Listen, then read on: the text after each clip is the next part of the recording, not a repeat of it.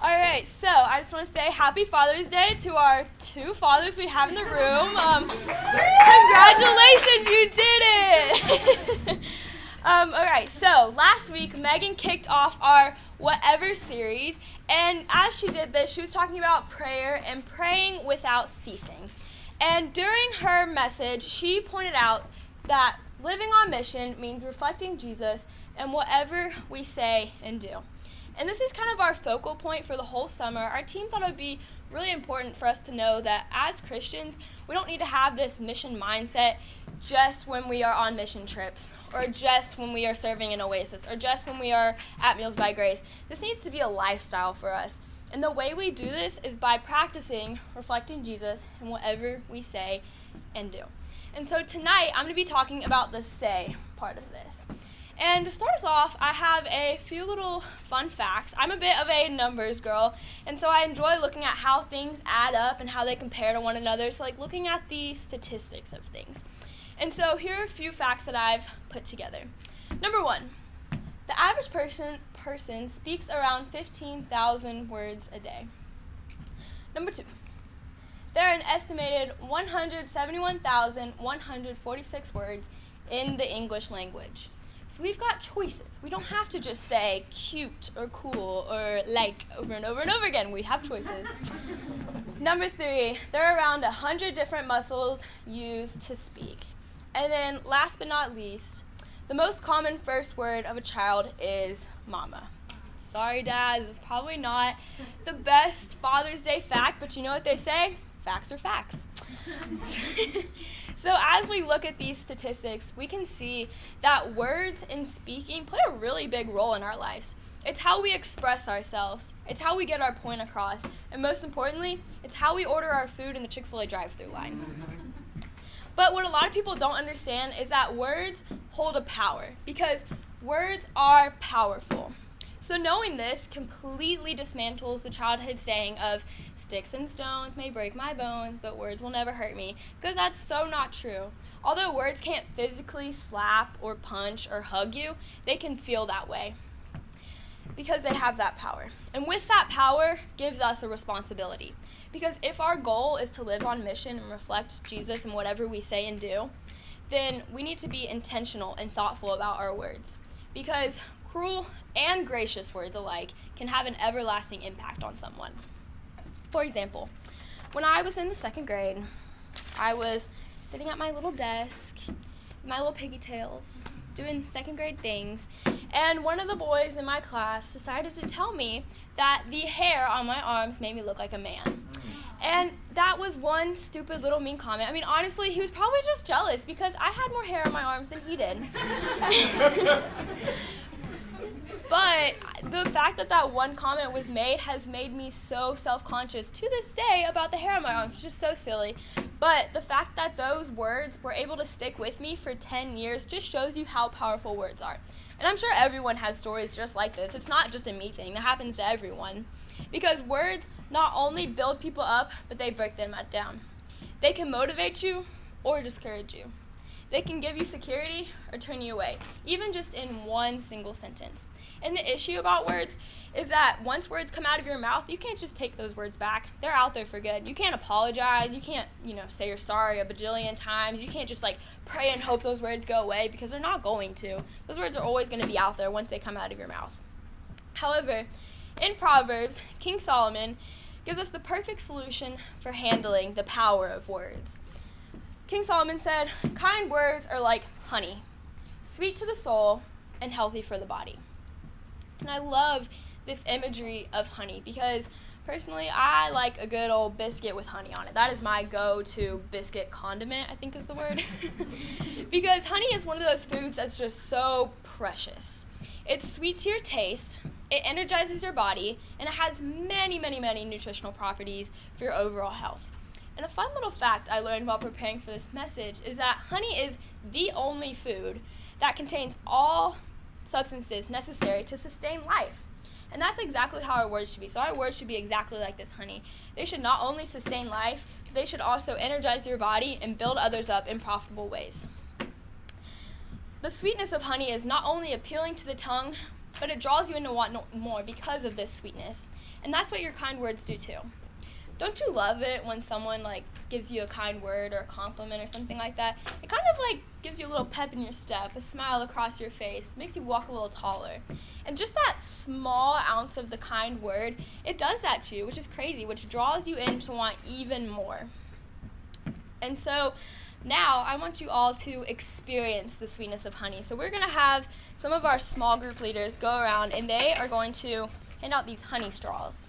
And I want you to kind of get a taste of these honey straws and experience the sweetness of it. And we have to kind of follow along the, do to others as you would have them do to you. If you want this honey, this sweetness in your life, then that's what you have to give as well. So now that y'all have experienced this sweetness of honey, what does honey look like in your lives? And I've come up with a few examples, but obviously it goes wide, vast, and far.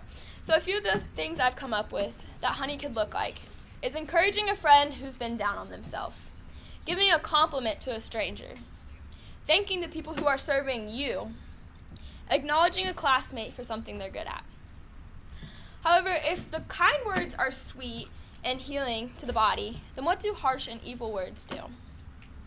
For one, they do not taste good, nor do they bring healing to the body. Instead, they bring about pain and hurt and rejection and anger and a wide variety of other negative emotions. That's why I think of that's why I think of negative words as vinegar, because it is a complete opposite of the sweet honey.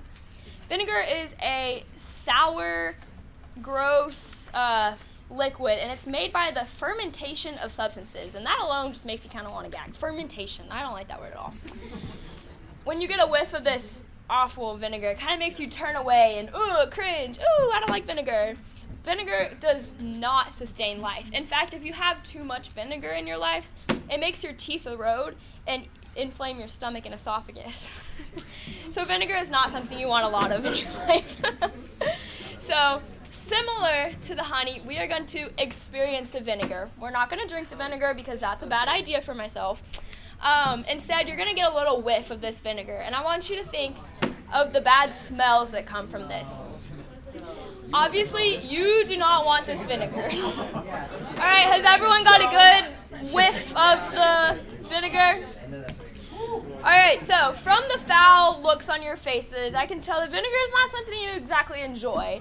So in that mindset, if you're not the one who's wanting vinegar, why would you give out vinegar? So what does vinegar look in our lives?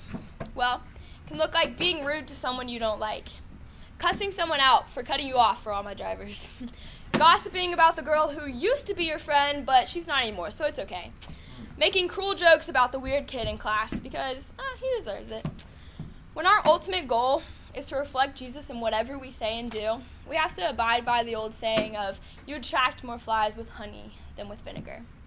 We want everyone to know about Jesus. We want them to follow him. We want him to have a relationship with him. So as Christians, we don't want to push them away with our vinegar mouths. Instead, we want to draw them into Christ with the sweetness of the honey. In Luke 4:22, when the people spoke of Jesus, everyone spoke well of him and was amazed by the gracious words that came from his lips. The people were so amazed by what he said that they just had to share it with everyone. They wanted people to know about this guy who was speaking so kindly to everyone.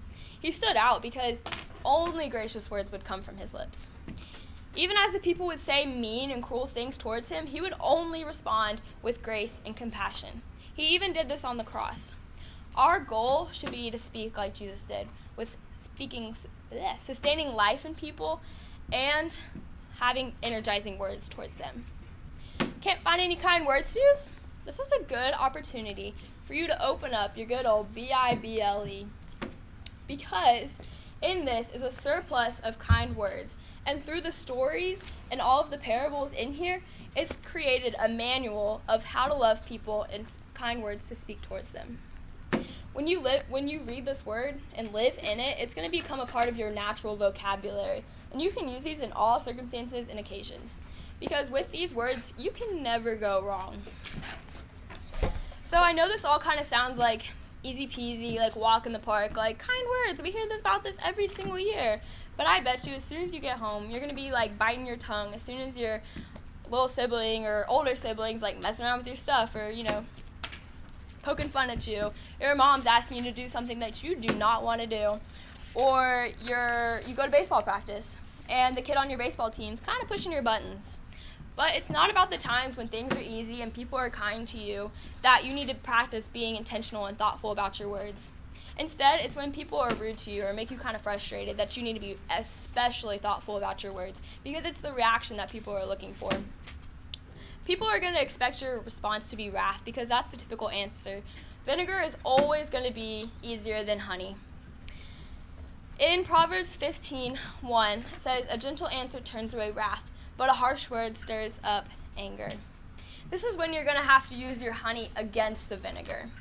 Following Jesus is always going to look different from what your friends or your neighbors are doing. Choosing kind words over the vinegar is what makes people kind of question, like, why are you different from the others? And it draws them in closer because they want to know what makes you so different.